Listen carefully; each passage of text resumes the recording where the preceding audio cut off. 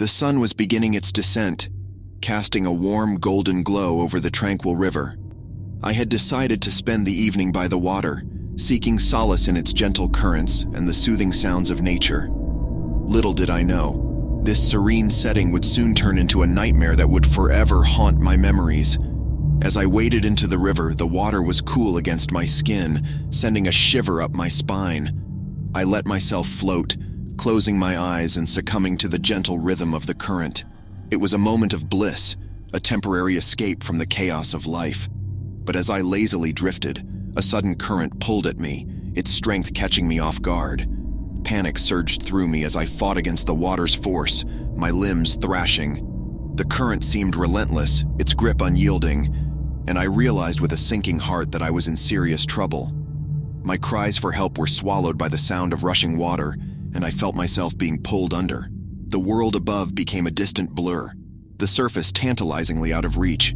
Each desperate gasp for air was met with a mouthful of water, and I could feel my strength waning. Just as I began to resign myself to the darkness below, a strange sensation made my heart skip a beat. I turned my head, my eyes widening in disbelief. A creature unlike anything I had ever seen was staring at me from the riverbank. Its eyes were large and unblinking, gleaming with an eerie luminescence. Its skin was a pale, sickly hue, clinging tightly to its sinewy form. It had no visible mouth, just a featureless expanse of flesh that seemed to stretch into a never-ending abyss. Fear and curiosity warred within me, even as my struggle to stay afloat intensified. The creature's gaze was unnerving, as if it could see into the depths of my very soul. I felt exposed, vulnerable in its presence. As the water continued to drag me down, I made one last desperate push, my fingers grazing the surface. With a surge of determination, I propelled myself upward, breaking through the water's surface and gasping for air. The creature still stared, its eyes unblinking as I scrambled onto the riverbank, coughing and sputtering. My chest heaved as I lay on the ground, my body trembling from the ordeal. The river seemed to have released its hold on me, the current growing calm once more. I turned to look at the creature, but it was gone, vanished without a trace. The air was thick with an unsettling silence, the tranquility of the river now marred by an inexplicable fear. As I walked away from the river that had almost claimed me, my thoughts were consumed by the strange creature and its haunting gaze. What had it been? A guardian? An observer?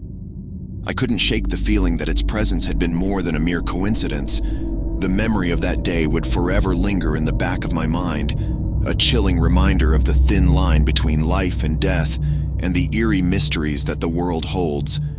The river, once a symbol of serenity, had become a dark abyss that had nearly swallowed me whole, while the creature's enigmatic stare left me with questions that would never be answered.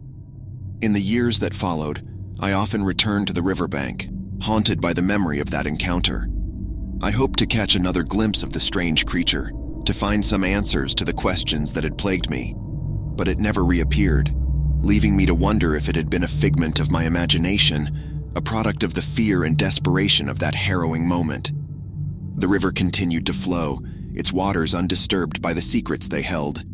And as I stood by the water's edge, I couldn't help but feel a sense of reverence for the mysteries of the world. The things that defy explanation and remind us that even in the most peaceful places, darkness and uncertainty can lurk just beneath the surface.